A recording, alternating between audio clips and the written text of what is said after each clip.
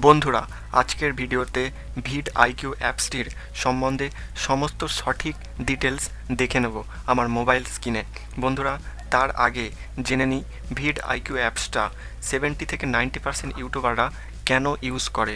বন্ধুরা, অনেকে ভাবছেন টাইটেল অ্যাড করার জন্য বা টাইটেল খোঁজার জন্য ইউজ করে, কিন্তু এছাড়াও আরও একটি কাজে ইউজ করা হয়। যেমন যে টাইটেলটা আপনি ইউজ করবেন সেই টাইটেলটা কত র্যাঙ্ক করছে, কতজন সেই টাইটেলের উপর ভিডিও বানিয়েছে, এরকম পারপাসে দেখে নেওয়া যায়।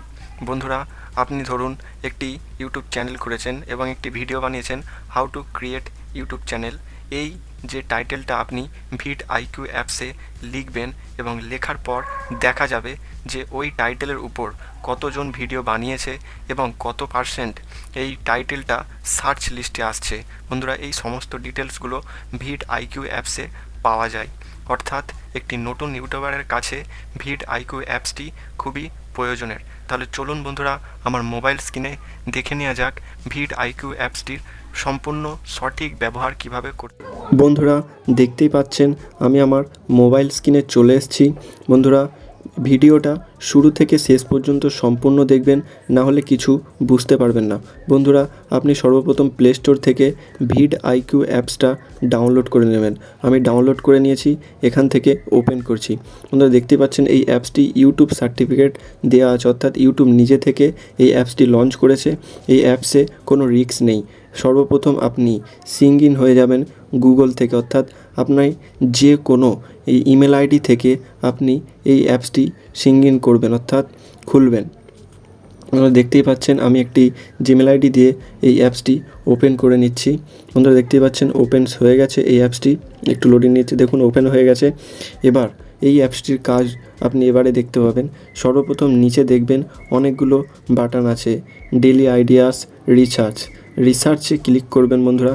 এরপর উপরে দেখতে পাবেন একটি সার্চ বলে অপশন আছে, সেই সার্চে গিয়ে আপনি সার্চ করবেন যে কোনো একটা টাইটেল, অর্থাৎ আপনার যে ক্যাটাগরির চ্যানেল ভিডিও, অর্থাৎ যে ক্যাটাগরির আপনি ভিডিও বানিয়েছেন সেই ক্যাটাগরি একটি টাইটেল সার্চ করবেন। বন্ধুরা, আমি একটি টাইটেল সার্চ করছি, যেমন how to create YouTube channel, how to create এই ইউটিউব চ্যানেল। বন্ধুরা, দেখতে পাচ্ছেন আমি সার্চ করার পর এরকম একটি পেজ খুলে যাবে।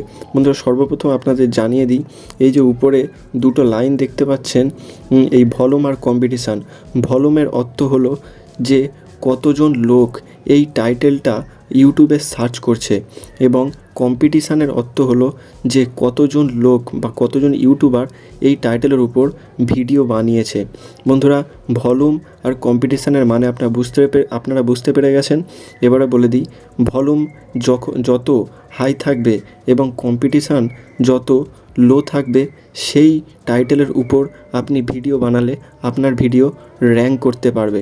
অর্থাৎ যে টাইটেলটা ইউটিউবে বেশি সার্চ হচ্ছে, অর্থাৎ ভলিউম বেশি, এবং যে টাইটেলের উপর ভিডিও সবথেকে কম আছে, অর্থাৎ কম্পিটিশান সবথেকে কম, সেই টাইটেলের উপর ভিডিও বানালে আপনার ভিডিও র্যাঙ্ক করবে।